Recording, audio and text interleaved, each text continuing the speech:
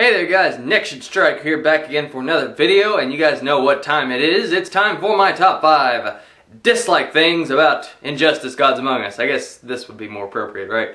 So these are the top 5 nitpicks or dislikes or hates or whatever you want to call them of Injustice Gods Among Us. Now, if you haven't seen the other video, you need to know, I love this game and I still play it. So, if that's any indication, let's move on, shall we? So, my number 1 choice of things that I disliked about Injustice Gods Among Us is the execution of the story. Now, if you guys watched me last time on my top 5 likes, you guys know I briefly went into this because I do like the story. I think it's a really cool concept.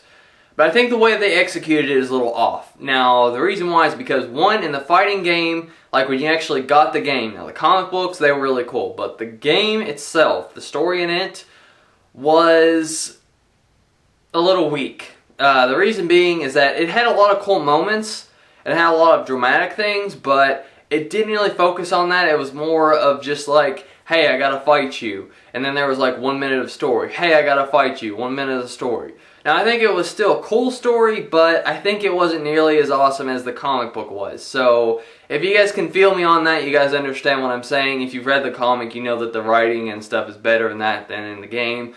It's just, it's a fighting game. What do you expect? You know, I think eventually we'll get to that point where the story's a lot better, but until then, we're just not quite there yet.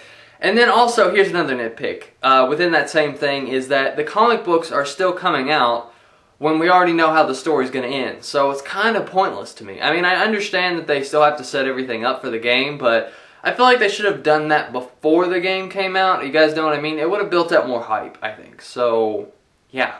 Like, for example, we knew that Nightwing died before he died in the comic book. So, I mean, that was sad. Oh man, I hated Damian Wayne after that. I hated him. I was like, I just want to, son, but that's just me. But, again, it kind of took away from that because you were like, oh, Nightwing died. That sucks.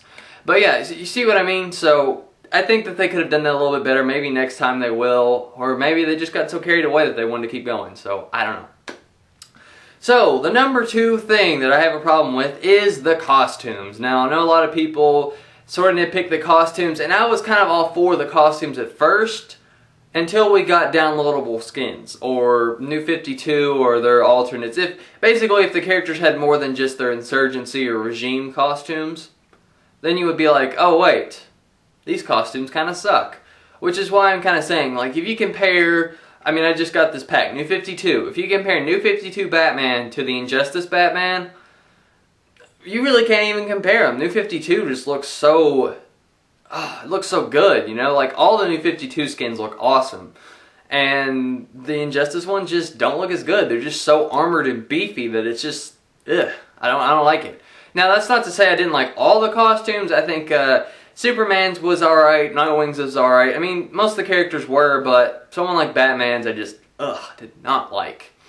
And speaking of Batman, my number 3 nitpick is Batman in general. Now, the reason why I say Batman in general is because there were just so many things I had problems with that I just said Batman in general. Now, his moveset.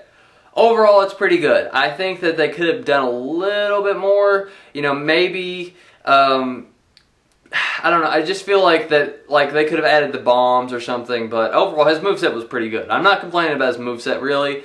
It's his costume and his stance that drive me nuts. You know that stance, it's just that. It's just one hand up, one hand, well, I can't really do it with the camera like this, but you see what I mean? There's like one hand down, one hand up like this all the time. It doesn't look right. I don't know why. Like, everyone else's fighting stance I had no problem with, but Batman, it didn't look alright. I don't know, I didn't like it. I didn't like it. I still don't like it. Even now, I just don't like it. I think it subtracts from his character's awesomeness. He's voiced by Kevin Conroy, so come on. And then, you know, his costume, again, armor on the cowl, that's a little much.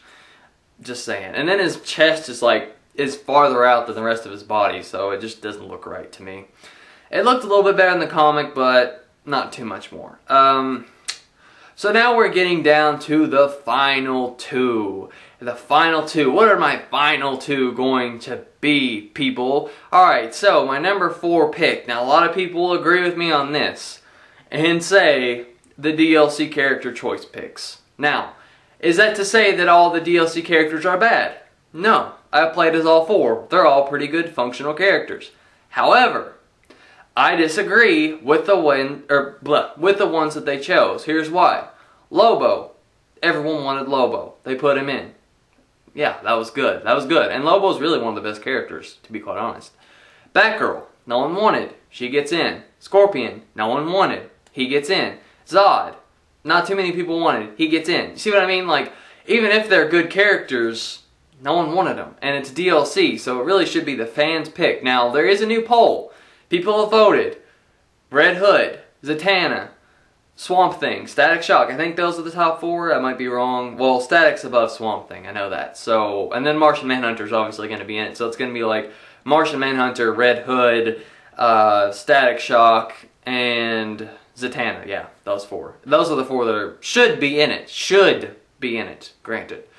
Now, why weren't some of those in this first one? I mean, they trolled the crap out of Martian Manhunter, and they knew people wanted Martian Manhunter, but they went with Batgirl. They went with Scorpion.